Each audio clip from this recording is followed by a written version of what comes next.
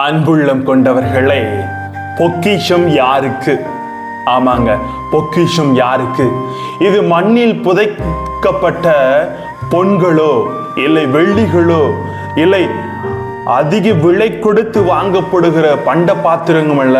இது மண்ணில் புதைக்கப்பட்ட பொக்கிஷம் அல்ல.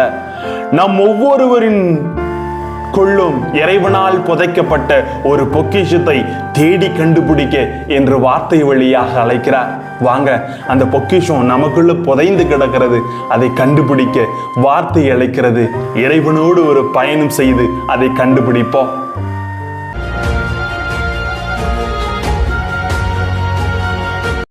Praise the Lord. இயேசுவுக்கே புகழ், இயேசுவுக்கே நன்றி. இறைவனின் அருட்கரமும் இறையாசீரும் உங்களோடும் உங்கள் குடும்பத்தோடும் முழுமையாக தங்கிட உங்களை நான் வாழ்த்துகிறேன். அன்பில் நிறைந்தவர்களே, கடவுளின் உருவிலும் சாயலிலும் படைக்கப்பட்ட நாம் கடவுளின் நன்மைத்தனத்தை உணர்ந்து அவரது பிள்ளைகளாக இருக்க வேண்டும் என்பதுதான் அவரது திருவுளமாக இருக்கிறது. என்று நாம் அவரை போன்று நடப்பதில்லை. நாம் கடவுளின் பிள்ளைகள் என்று பிறர் முன்பு பிரதிபலிப்பதில்லை. இதற்கு பல தடைகள் நமது வாழ்வில் இருக்கிறது. அன்புக்குரியவர்களே, நமக்குள் இருக்கும் அன்பில்லாமை, அடக்கமில்லாமை, அதிகாரமின்மை, இவை அனைத்தும் கடவுளின் பண்புகளை நமக்குள் இருந்து மறைத்து கொண்டிருக்கிறது. இந்த மறைவின் வழியாக நமக்குள் புதைந்து கொண்டிருக்கிற ஒரு பொக்கிஷத்தை நம்மால் வெளிக்கொணர முடியவில்லை என்பார்ந்தவர்களே.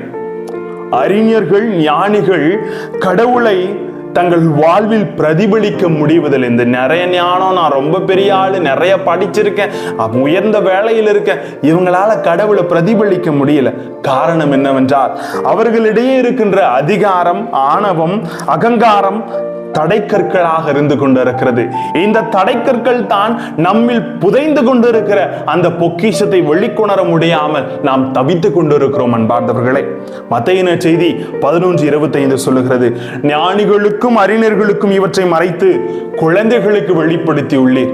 பொக்கிஷம் பொக்கிஷம் சொல்றீங்க, அது என்ன அப்படின்னு கேட்கிறீங்களா? நமக்குள் குழந்தை குணத்தை நாம் புதைத்து வைத்து விட்டோம்.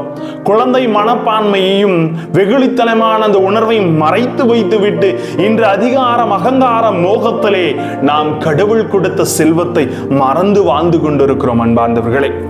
குழந்தை மனம்தான் இறைவனிடமிருந்து நாம் பெறுகின்ற மிகப்பெரிய பொக்கிஷம். இந்த குழந்தை உள்ளத்தோடு இருங்கள். இதன் வழியாக நீங்கள் வல்ல செயல்களும் புரிய முடியும். ஒவ்வொருவரையும் நேசத்தோடும் முழுமையான அன்புறவோடும் உருவாக்க முடியும் என்று சொல்லித் தருகிறார்.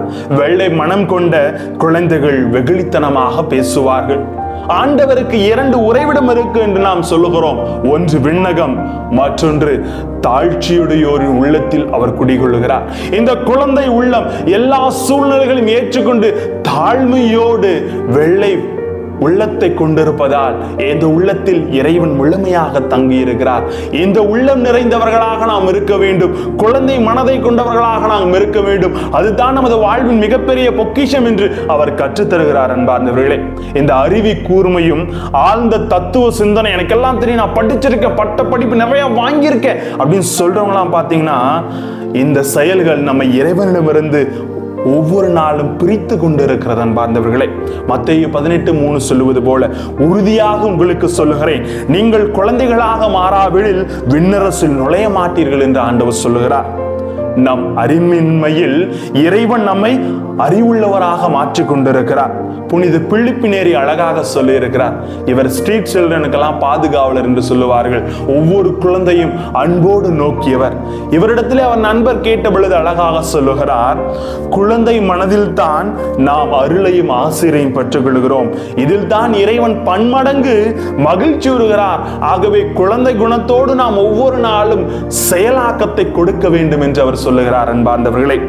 பணிவு பெருகும் இடத்தில் பரமனின் அருள் அதிகரிக்கும் என்று சொல்லுவது போல நீதிமொழி 29:23 சொல்லுகிறது, இருமாப்பு ஒருவரை தாழ்த்தும், தாழ்மையுள்ளம் ஒருவரை உயர்த்தும் என்று. தாழ்மையான உள்ளம் ஒவ்வொரு குழந்தை உள்ளத்திலும் இருந்து கொண்டிருக்கிறது. இந்த தாழ்மையான உள்ளம் தான் இறைவனை முழுமையாக அறிந்து கொள்ள முடியும் என்பதை அவர் சொல்லுகிறார். இப்ப புரியுதா உங்க வாழ்க்கையில எந்த பொக்கிஷத்தை நீங்க புதைத்து வைத்திருக்கிறீர்கள் என்று? எனவே நாம் மண்ணில் புதைக்கப்பட்டதை தேடி எடுத்து விடலாம். ஆனால் நம்மில் புதைந்து கொண்டிருப்பதை நம்மை தாழ்த்தி இறைவனோடு இணைந்து நாம் அறிந்து அந்த பொக்கிஷத்தை குழந்தை உள்ளத்தை பெறுகின்ற பொழுது ஆசீர்வாதம் ஒவ்வொரு முறையும் நம்மை தழுவி கொள்ளுகிறது. இது உங்கள் குடும்பத்தில் செயலாக்கப்படுத்துங்கள். ஆசீர்வாதம் நிச்சயம். ஜெபிப்போமா. அன்பு இறைவா, நீர் எங்களுக்கு கற்றுக் கொடுத்தது போல எங்கள் வாழ்விலே ஒவ்வொரு நாளும் குழந்தை உள்ளம் கொண்டவர்களாக எங்கள் வாழ்வை நாங்கள் செயலாக்கம் கொடுக்க எங்களோடு தங்கி எங்களை ஆசீர்வதியும் ஆண்டவரே. Praise the Lord.